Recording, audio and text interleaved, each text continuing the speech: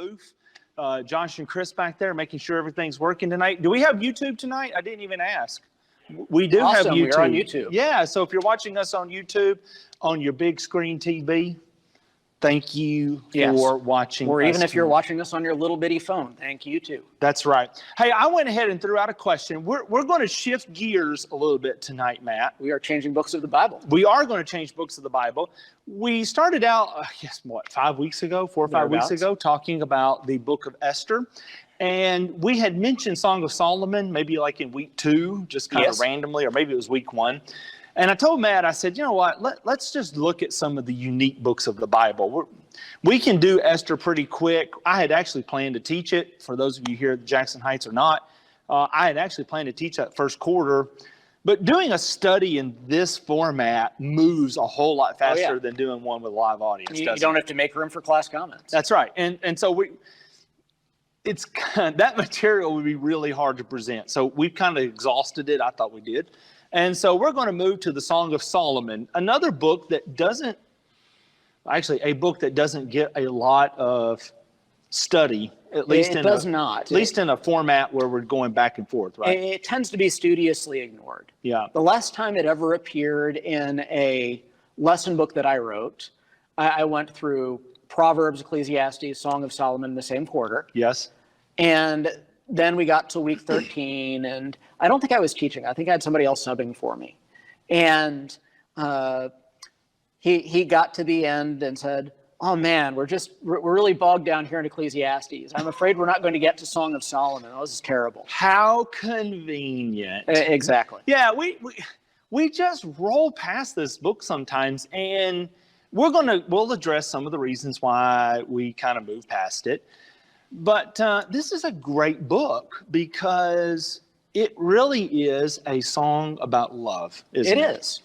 And more to the point, when we talk about, okay, this is the book of the Bible that we need to gloss over, then that probably shows that we're making a terrible mistake because the Holy Spirit put it there for a reason. That's right. And if we aren't paying attention to the book, then we are missing out on the reason. That's right. So this is the Bible's love song. Yes. So I put this out while everybody was patiently waiting for us to start. I put a question out there. What is your favorite love song? And I've already seen that there are a few people who have already responded. If you're watching, let me know. I will get back with you when we do roll call here in just a little bit. Dave says his favorite song is Can't Help Falling in Love. And of course, he likes the Elvis version. I mean, is there any other version? You're My Soul and Heart's Inspiration by the Righteous Brothers. That's too old for me. Oh, that's a good song. That's a good song. Let's see. When You Say You Love Me. Chris, have you ever heard that song? Yes. Where did you hear it? Yeah, that's right. All right, I had to put him on the spot, Ashley. That's right. That was sung at their wedding. Lori says she likes George Strait's "I Cross My Heart." Yeah. I cross my heart. That's all I know. Yeah, I know that it's coming to me. What's your favorite love song? Boy, I don't know. Pick one real quick. I don't know, as long as we're on Elvis. I think it was the Carters first. Okay. Are You Lonesome Tonight? Oh, yes. That's You Lonesome Tonight? That is a good one. That's a real good one. I'm a big Springsteen fan. I constantly am pushing the boss on the children. And Tough Enough. That's kind of, I really like that song. It's a love song.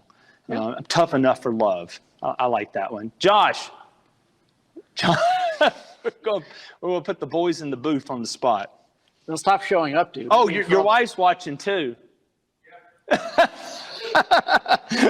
All right, let us know. Let us know your favorite love song, and maybe like Ashley, throw a why in there. Why do you love it, and what does it mean to you? Because songs mean a lot to us, don't they? Yeah. They kind of define the periods of our life. They do, and we have an emotional attachment to songs. We do. That we just don't really attach to other things in the same way. They're unique. Mm-hmm. That's right. And songs bring up memories. They do. They bring up emotions and feelings. They do. And so when we get into this song, this inspired song of love, it should make emotions swell up within us. Yeah. Particularly toward the one that we love, our spouse. All right. So y'all let us know who's watching, and we'll come back to roll call in just a moment. And Chloe says her favorite love song is "Tell It to My Heart." Tell it. It's on the tip of my tongue. I'm failing. See, you have the wrong spouse up here. If you want to know music, talk to Lauren. Okay, Lauren, what is Matt's favorite love song? And what is your favorite love song? And if you listen carefully, you might hear the laughter. Oh, okay. Margie says "Close to You" by the Carpenters is her favorite one. Hey, Margie, can you sing that? Just record singing that and put it in the comments. Maybe everybody should do this. Yeah. We'll make a medley out of it and put it on YouTube. That's right. All right. Let's let us know you're watching. If you're not a member of the congregation here, let us know where you're watching from. And we're going to start a quick study for the next few weeks at least. We'll see how long it goes. That's right. On this particular book. Now, what is the name of this book? I had a promo, and on the promo it says Song of Songs. Yes. But I look here in my Bible, and it says the Song of Solomon. So what's the name of this book? I mean, your Bible, which is the ESV, says Song of Solomon. That's right. My Bible, which is the CSB, says Song of Songs. So clearly Song of Songs is correct. Oh, okay. But in real life, if you want to know why this is, just look at the very first verse of Song of Solomon / Song of Songs. Okay. And there you see that it says the Song of Songs, which is Solomon's. Right. So both are equally accurate. Okay. So both are accurate. So why do we get both names though in different Bible translations? My guess is it's whichever one of those options the translator preferred to sit on. That's right. And I'm sitting here trying to click through things. I'm sorry, I got to use both hands. Well, I can understand that. Yeah, okay. All right, so it's all messing up. Anyway, yeah, it's just whichever one they prefer. Now, the Hebrew way of naming the books was naming them by the first few words. Yeah. And so some of your translations will go back to that, like the CSB does. And so they call it the Song of Songs, where the English Standard sticks with the more traditional Song of Solomon. I think the New King James does that, King James and some others. So you're going to get it under both names. Now, we've already mentioned Solomon. Is he the author of the book?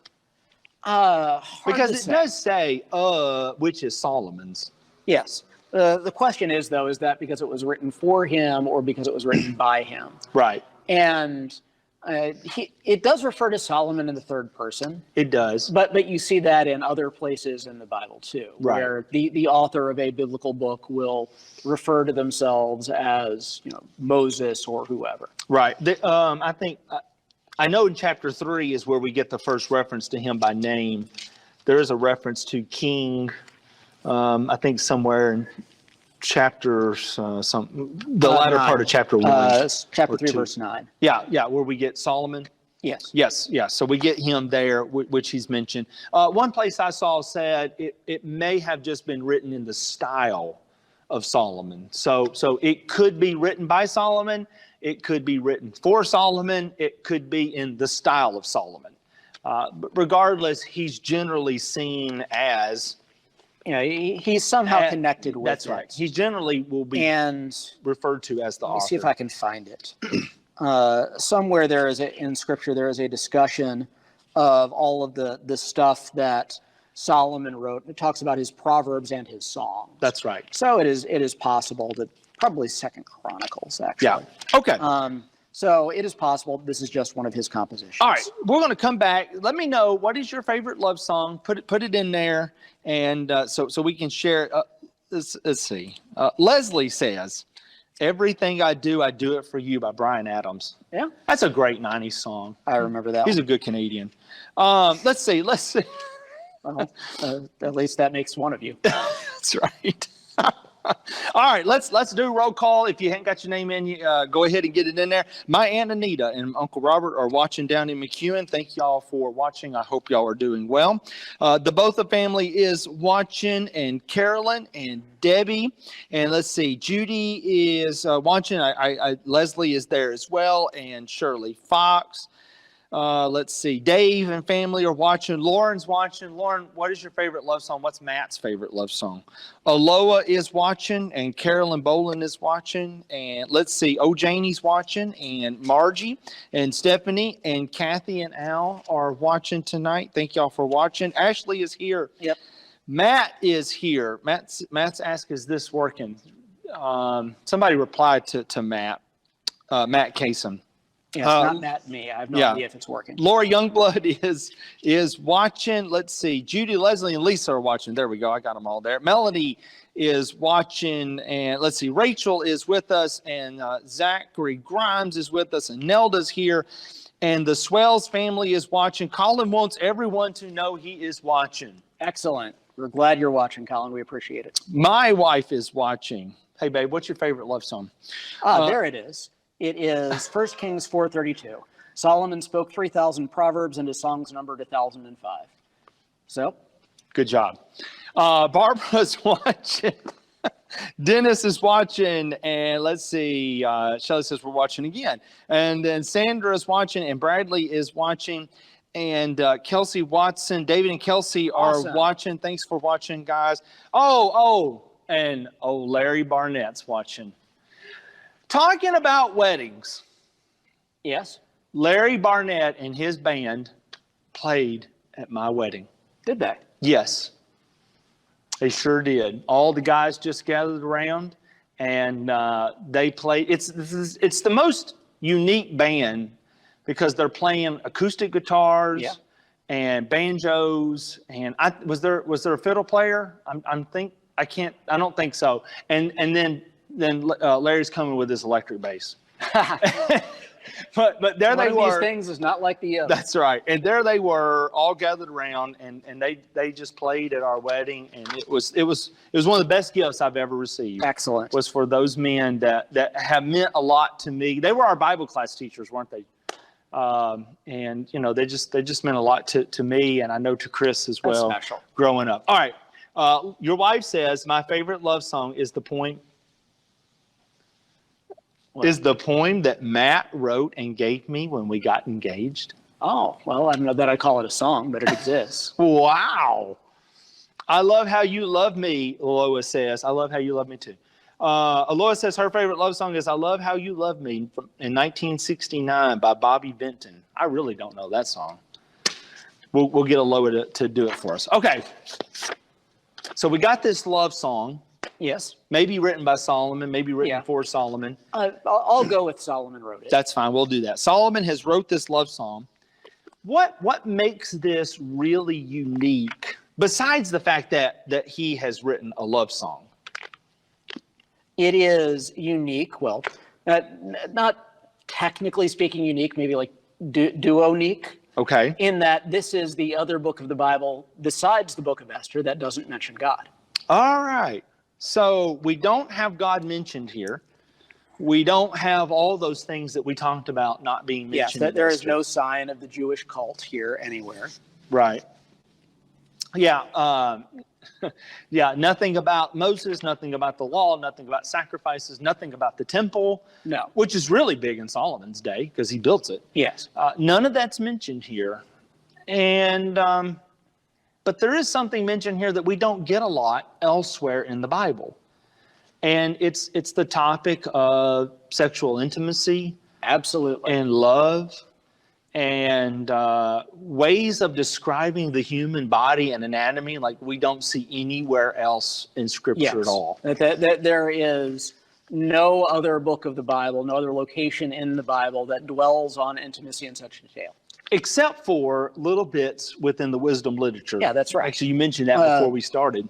Like, for instance, if you look at Proverbs chapter 4. Proverbs chapter 5. I'm always off by a chapter. Proverbs chapter 5, beginning with verse 18. Let your fountain be blessed and take pleasure in the wife of your youth. A loving deer, a graceful doe, let her breasts always satisfy you. Be lost in her love forever. And this is framed in the midst of a poetic description of the difference between marital intimacy and adultery. Now read again verse 19. What are you supposed to be in her love? Mine says, be lost in her love. I believe yours will say, be intoxicated with her love. In fact, in Song of Solomon, he will say, your love is better than wine. Yes. And in fact, he'll go on to say in verse 20 of Proverbs chapter 5, why should you be intoxicated, my son, with a forbidden woman, the embrace of the bosom of the adulteress? And so, yeah, there is a great power and a passion that is associated with love. Yes. And so if I could give a reason for the book, I would go over to chapter 8. This is Song of Solomon, chapter 8, by the way. And why would we have a book like this within the divine corpus, within our holy scriptures? Verse 7, many waters cannot quench love, neither can floods drown it. If a man offered for love all the wealth of his house, he would be utterly despised. Love is powerful. It is. And that section, I think, in chapter 8 is my favorite part of the book. Right. It's very beautiful. And so because it is so powerful, we need something to help not just temper it, but to put it within its right context. Yes, absolutely.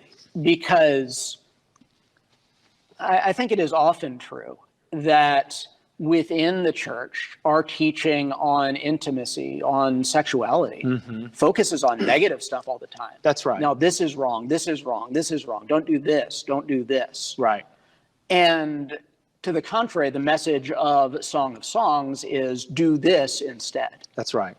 Yeah, do this. And so he is saying right here, this is what's important. This is how you properly handle this very powerful emotion. Yes. And it's not in a prudish way at all. No. And we are not going to spend too much time unpacking, I don't think, what all the shoots and the pomegranates and stuff are. But we will take note that they are there. And, all of that is very elaborate, euphemistic ways of describing marital intimacy. That's right. Okay. Let me throw out one more question. I'll just real quick, two more. What's your favorite love songs? Kathy Mitchell says, can I have this dance for the rest of my life by Anne Murray? That one I know. I know that. Can I have this dance for the rest of my... All right, I did that one. Amazed. Stephanie says she loves Amazed by Lone Star because it was sung at our wedding. That's great. Let's see. Linda Mabry is watching us. Thanks, Linda. I hope y'all are doing well. And so, Shelley says, All I Need to Know by Kenny Chesney. She likes that one. I don't know that I know that one. Remind me one night to tell the story about the time we got kicked out of a Kenny Chesney concert. Good job. One of the highlights of my life. It's when we got escorted out of the Bridgestone Arena of a Kenny Chesney concert. Well, we all need achievements. It wasn't Shelley's fault. No. Though sometimes I do tell it that it was her fault. Of course you do. But truthfully, it was all my fault. Okay. I'm so surprised. Yeah. All right. So let me ask y'all that are watching, guys. What are your impressions of Song of Solomon? I mean, when you read it, how does it make you feel? Do you ever scratch your head thinking, what on earth is they talking about? Or are you like, if my husband told me my hair was like a flock of goats, I think I'd smack him. I mean, what are your impressions of the Song of Solomon? Throw those in there, and I'm going to turn to Matt and get his impression of the book, and maybe kind of hit on the purpose of it a little bit as we go along here. My impression of the book is that it's a lot less direct than we often are in Western society when we talk about stuff like this. Okay. But there's this sort of Middle Eastern lushness to it with all of these descriptions of gorgeous things associated with marital intimacy. Right. Yeah, so the imagery is really rich here. Yes. And I got that at the end of my notes, but let's go ahead and tackle it here. The imagery is really rich. Chapter 1, beginning at verse 16, there is a short description here where they talk about both of them. Behold, you are beautiful, my beloved, truly delightful. Our couch is green. The beams of our house are cedar. Our rafters are pine. I am a rose of Sharon, a lily of the valleys. As a lily among brambles, so is my love among the young women. And then she goes on to describe him as an apple tree. Yep. You know, some of that, okay. But all the way through, they're going to use nature imagery Yes. to describe the beauty of the human body. Yes. And the beauty of their love. You have towers and walls and scepters and stuff like that. Your neck, he says to her, your neck is like a Tower of David. Yes. Or maybe the two that always get the biggest chuckles. Your hair is like a flock of goats. Yeah, with the goat hair. Yeah, or your teeth, he says to her, your teeth are like newly shorn sheep. You know, they're coming up from the washing. Coming up from the washing. And none of them has lost their young. That's right. Yeah, she's still got all her teeth. If I said that to my wife, that would get me nowhere. Would that get you anywhere? It would definitely not. Guys, would that get y'all anywhere? No. Ladies, is that the kind of compliment you want from your husband? It's not.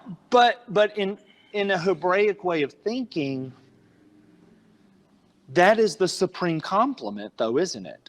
Yeah. Because you are compared to nature. This is God's creation. That's right. So while that gives us a good laugh, that is the supreme compliment, because there is nothing better than the creation. Yes. And God saw that it was good. 3,000 years ago, this would not have been comical at all. That's right. Because they being in an agricultural society would have a very different view of all of these things. Yeah, yeah. So when you read about the pomegranate or the shoot, maybe the one place that I'm thinking of that is not a creation is your neck's like the Tower of David with many shields hanging from it. Yeah, and I mean, sometimes you have like scepters. Yeah, yeah. So you do get a few things there, but mostly again, nature. It's always associated with the greatness of God or the greatness of God's people. Yes. And I think that probably there's a deeper thematic reason why this kind of imagery is used. Mm-hmm. Because despite all of the ways that people misuse the gift and ruin the gift and spoil the gift, the truth is that sex is something that is created by God. That's right. And I don't think it is coincidence that when it says that God created man and woman on the sixth day, then it was very good. Right. That's right. And that is referring, I believe, to God's creation of sexuality. In fact, one of the images that we get a lot is garden imagery. Yes. Now, the garden imagery works two ways. It could be garden imagery that refers to female anatomy. Yes. In fact, again, I'll throw another popular song in there, Secret Garden by Bruce Springsteen. That kind of gets to that same kind of imagery. Song of Solomon, chapter 6. She says, now I love the heading in the English Standard here because it says they are together in the garden of love. Yes. My beloved has gone down to his garden, to the beds of spices, to graze in the gardens and to gather lilies. I am my beloved's, and my beloved is mine. He grazes among the lilies. So they are here in, we might say, the rapture of love, but they're going to say, and by the inspired way, it's in the garden. Yes. Here they are joined together, literally, as one in a garden. Yes. What should that immediately make us all think of? The Garden of Eden, where in Genesis chapter 2, at the last verse says, and they were naked and they were not ashamed. Right. And so in this true love here that we get in Song of Solomon, in this rapture of love, we're reflecting what was the intention for sexual union and marriage from the very beginning. Yes, and it is interesting that the other big imagery associated with the garden throughout Song of Solomon is that this is the walled garden. Yeah. This is something that is to be protected and separated from anybody but the one to whom the garden belongs. That's right. That's right. And so while there's a lot of imagery there, I wrote down several of them. In chapter 4, beginning with verse 1, he begins to describe her. I think that's your hair's like a flock of goats. Yeah, that's where we've got the sheep. Yeah, your lips are like a scarlet thread. Your mouth is lovely. Your cheeks are like halves of pomegranates. Your neck is like a tower of David.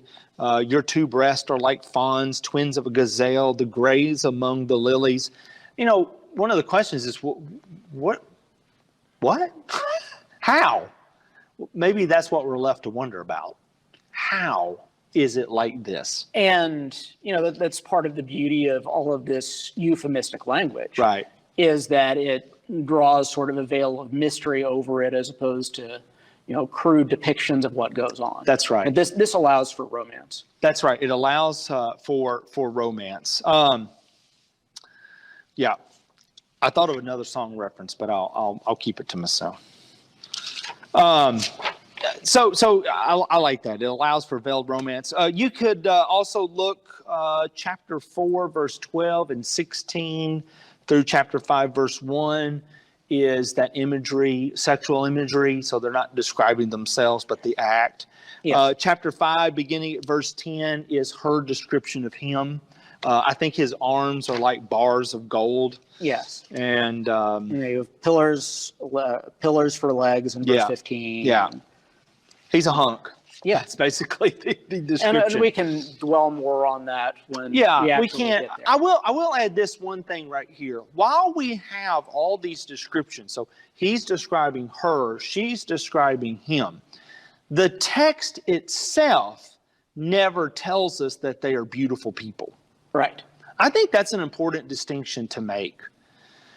So I'm thinking about Abigail. So when you're reading along in 1 Samuel, 2 Samuel, you're reading along in 2 Samuel, and Abigail is introduced, the narrator tells us she is beautiful. Yeah. She's beautiful and she's wise. That's right. We learn in Genesis that Joseph is beautiful in form. So the text is telling us these are beautiful people. And usually that is because something sexual is about to happen to them. That's right. But here, it's the husband, it's the man saying to his woman, I think you're beautiful. Yes. It's the woman saying to him, I think you're handsome. It doesn't matter what the world thinks you look like. I think you look like This is not an attempt to describe reality. This is an attempt to describe perception. That's right. That's right. And I think that's an important distinction to make. Real quick, to my question, what's your impressions of the Song of Solomon? Debbie says, in our day, it is laughable, but in their day and environment, the terminology that they use is beautiful and it is romantic. On the imagery front, when we look at it and say, this is kind of funny. So we were thinking about songs. You're going to bring up some songs here in just a minute. We have lots of songs. We have lots of songs tonight. It's song night. And wow. You get sad trombone for that one. That's right.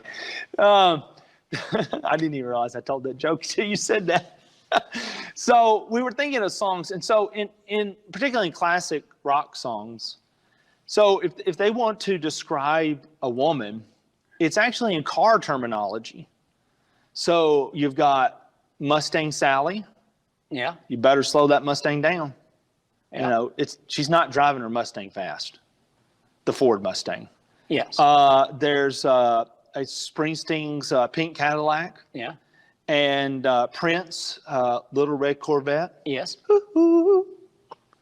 Lynn's not even watching. And I told her I would do that. So I wasted it. I'll have to tell her that I did it, though. Well, hopefully she was watching. Yeah, so what if people 2,000 years from today are like, they compared a woman to cars? And, that's so funny. But that makes sense to us, though. In that era, the American love affair with the automobile. That's right. And, here, too, this is about things that people love. That's right. They loved nature. They loved symmetry. And so that's what they used to describe it. Americans, we love our cars. And so we use cars to describe that imagery, particularly in our classic rock songs. Okay. She was watching. Awesome. Yeah. She was watching. Okay. Yeah, we love you, Lynn. We're praying for you. Yeah. We really appreciate the the work and the sacrifice that you and Derek both Amen. Give to the congregation. So we will be praying for you in regards to your mother. Okay. We have talked about how this is a love song, great imagery, and yet there is another side to interpreting this song. There is another kind of dominant interpretation that is imposed on the book. Okay, now it's a really old interpretation. I mean, yes. If my study was correct, it even goes back to the Jewish rabbis' ways of understanding the book, and that it references God and his people, or in the New Testament sense, as Origen put it, I think around the 180s, it's Christ and the church. Yes. So instead of, well, I shouldn't say instead of, sometimes they will say it has a dual purpose. On its first level, it is describing the intimacy and the romance between a man and a woman. But then they'll say on a deeper level, it is about God and his people, or Christ and the church. What do you have to say about that? That certainly I don't think that's what Solomon or whoever was thinking when he wrote it. Yeah. And yet at the same time, when you go to Ephesians 5 and Paul is discussing the relationship between husbands and wives, I'll just read it. Right.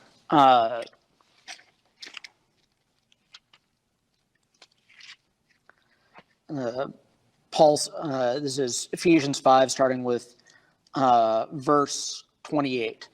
In the same way, husbands are to love their wives as their own bodies. He who loves his wife loves himself. For no one ever hates his own flesh, but provides and cares for it, just as Christ does for the church, since we are members of his body. For this reason, a man will leave his father and mother and be joined to his wife, and the two will become one flesh. And then in verse 32, you get the really weird verse, which is, this mystery is profound, but I am talking about Christ and the church. So when we have that word, let's just quickly do the study. So when we read the word, particularly in Pauline writings about mystery, yes, this is something that was once unknown, but now is known. Right. And so he is saying everybody beforehand didn't quite grasp this. But really, marriage is about Christ and the church. And this, I think, is another one of those verses that is so important as an antidote to that. I think it's diabolical in origin, this drumbeat of sex is dirty, sex is evil, sex is bad, sex is gross. No, you went over his name real quick. Yes. So there's this writer writing in the 2nd century, Origen. Yeah. And he's dealing with all kinds of writing about a lot of things. But one of his main topics he liked to write about a lot was sex. Yes, which was kind of ironic since he was castrated himself. He writes about it all the time. And he writes about it from the very negative standpoint. Yes. And this is somebody who flat doesn't get Ephesians 5, right? Who doesn't get Song of Solomon, right? Who doesn't understand what God is trying to say to us about the holiness of marital union. And the reason we bring him up is because he really is the earliest of the Christian writers, the ante-Nicene fathers, yes, who is really pushing this idea that the Song of Solomon is about Jesus and the church. It's not really about true love between a man and a woman. Yes. And if your idea is that sex is wholly negative, right, then of course you want to really downplay what the Bible says about godly sexuality. That's right. That's right. Okay. I got one more question I want to throw out there, and I want you to answer it, Matt. We'll bat this around, and I think we'll probably wrap it up. How do you define love, particularly when you put it within the context of the way the Song of Solomon, that's how I grew up saying it. Yeah. Particularly how the Song of Solomon defines it. So for instance, I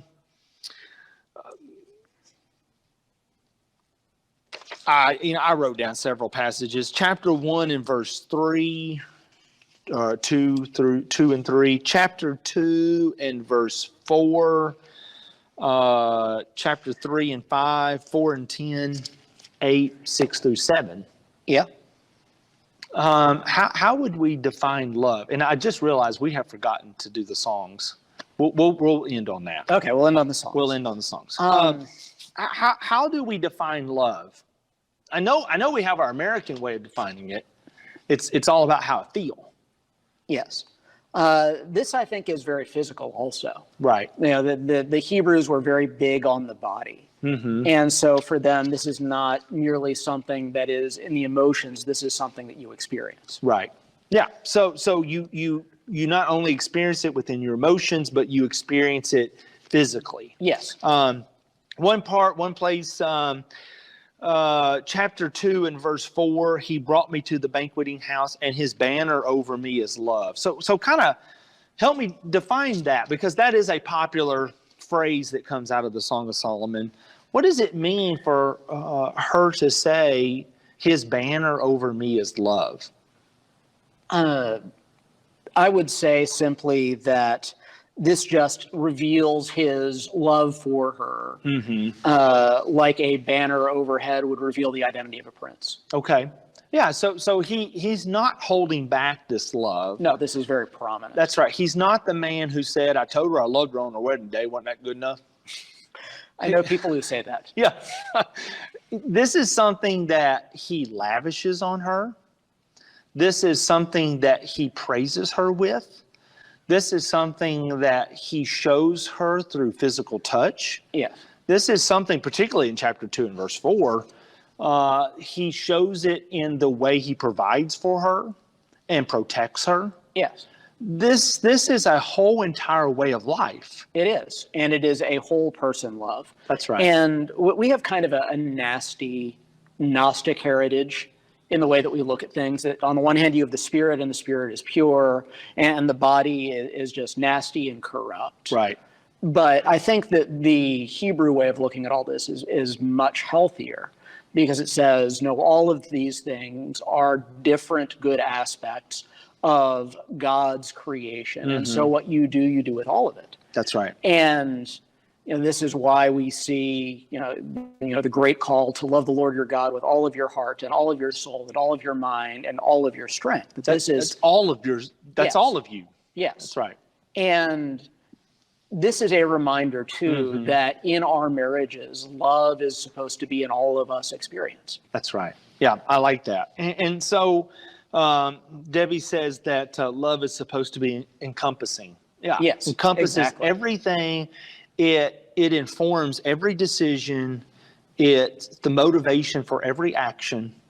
The way that I love my wife or my wife loves me is all encompassing. Yes. And in fact, that's what we see here in the Song of Solomon. He loves her with his entire being. Yes. And he expresses it. And rejoices in the sharing of the union of that love. That's right. Okay. One place, and this is what I forgot, and we need to back up and catch this, and then I think we'll take a last word after this. People may not know this, but we sing phrases from the Song of Solomon within our congregation here and congregations I've been a part of. We sing phrases from the Song of Solomon all the time. Yes. But they're never in a romantic, erotic way.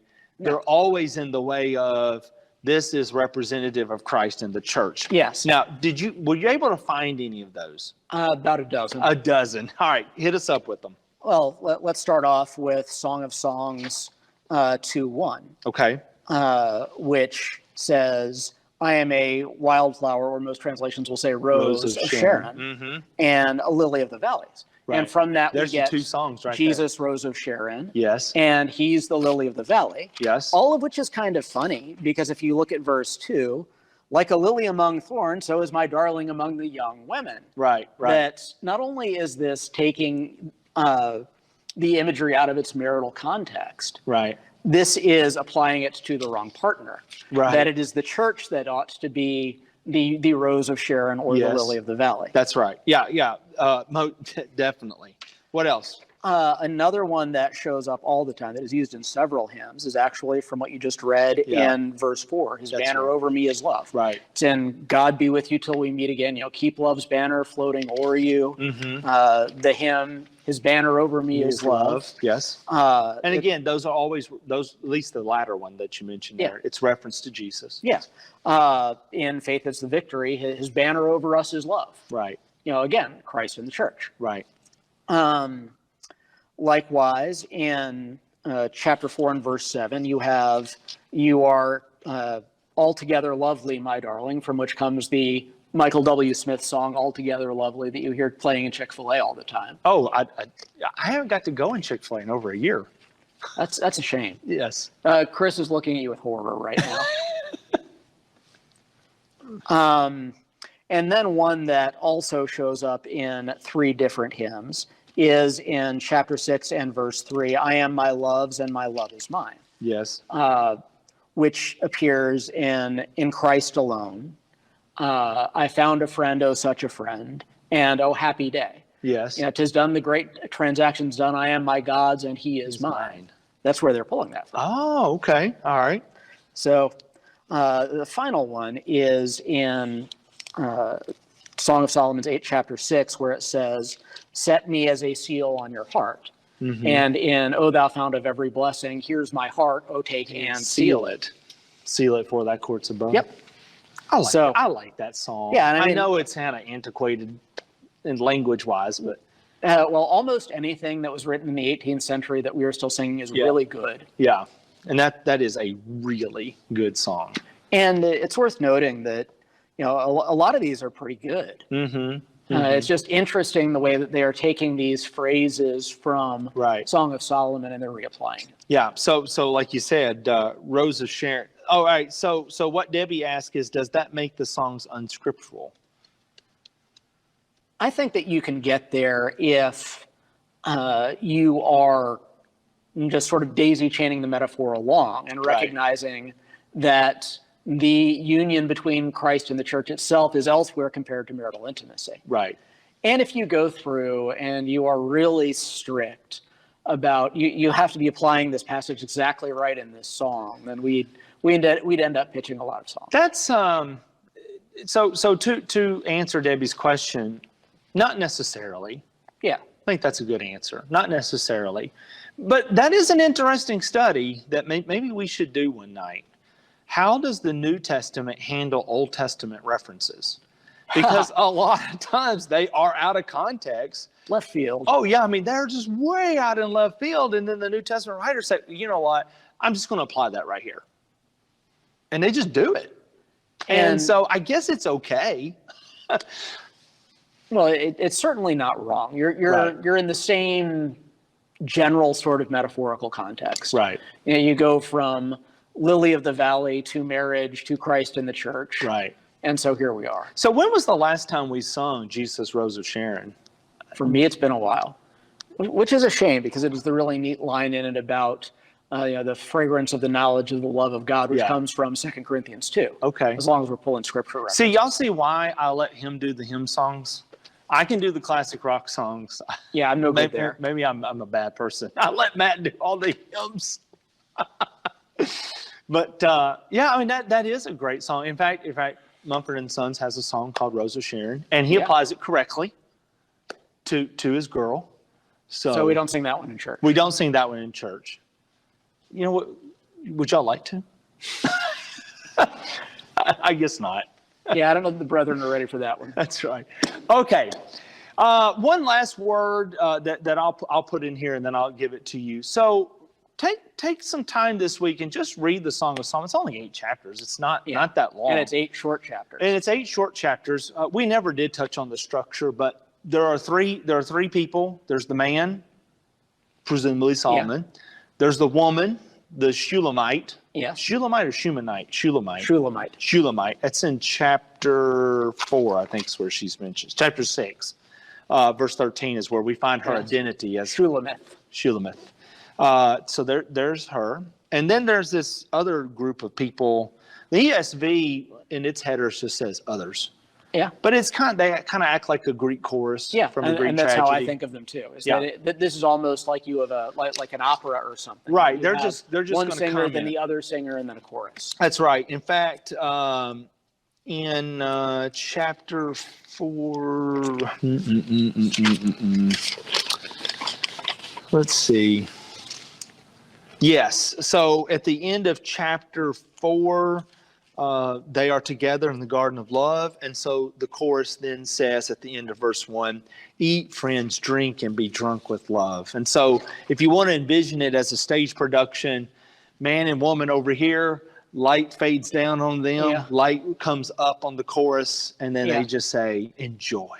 Yeah. And that's it. That's how they work. Most people read it as either a collection of songs. Yeah. Or they're going to read it as telling a story arc. Sometimes I just see it as a collection. They're kind of disjointed, particularly when you get to chapter 8. But other times, though, I can almost see a story arc. So I'm kind of in the middle. Yeah, and I'm about there, too. I suspect that if I really sat down and dug into the structure, it would start to make sense as why it is the way that it is. Yeah. But a lot of repeated themes. That's right. Lots of repeated themes. The garden is repeated. Nature themes are repeated. Love, this idea about overwhelming love, is repeated all the way through. Yeah, almost like you're admiring a statue or something, and you're looking at it from different perspectives. And so this is like the walking around the pedestal where the statue is. That's right. So with that in mind, take some time this week before next Wednesday and just read through this beautiful, beautiful song that deals with love. And that's the perspective we're going to take on it. I don't think we'll come back to Christ and the church anymore, will we? No. Yeah. So read it from a perspective of celebrating matrimonial love for one another. Okay. Yes. So do that, and then we'll come back next week, Lord willing, and we'll kind of start to delve into the text. Matt, give us one last word. I would say be okay with the fact that Song of Solomon is in the Bible. Yeah. Don't be uncomfortable. Don't be squicked out. Recognize that this is here for a reason, and this is something that we need to appreciate about our marriages. Yeah, that's right. Could you, one last thing. This is the last thing. Could you put that list of hymns in the comment section? I can. So look for that a little later, maybe tomorrow. Matt will put the hymns that mentions the Song of Solomon in the comment section here. And I think that'll be good for us to kind of have in the back of our minds, particularly next time we're singing those songs. Like, Song of Solomon. Oh, who would have thunk it? So read that. Thank y'all for joining us tonight. Thank you for Josh and Chris back there in the back who were controlling everything and making sure everything worked. Who are saving us from disaster constantly. That's right. Constantly saving us from disaster. Thank you all for being with us. We'll be back here again 10:15 Sunday morning, 5 o'clock Sunday evening for live and in-person assemblies and worship. You're preaching in the morning. What are you going to be preaching on? I am going to be preaching on Jeremiah 29:11. All right, Josh. What's your name? Matt. Matt's going to be preaching on Jeremiah 29:11. Josh. Bigger beard. So you're going to preach that verse in context? I am going to preach that verse in context. All right. I'm not just going to tell people that randomly God has plans for them. That's right. And Josh is actually going to be preaching in the evening. Do we continue? And he is going to have a great lesson. I know it. It's going to be from the Bible reading. It will be from the Bible. Oh, is it really? Yes. All right. Good deal. Be from the Bible reading.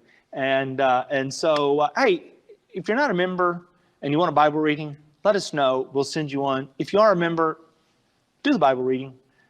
There's summaries every Sunday morning in the bulletin. And this is a really great and reading. Great articles. I've been enjoying this so much. Yeah, I do too. I have been enjoying writing and reading. So all that to say, thank you for being here tonight. I hope that you learned something new. Look forward to being back again. God bless you and good night.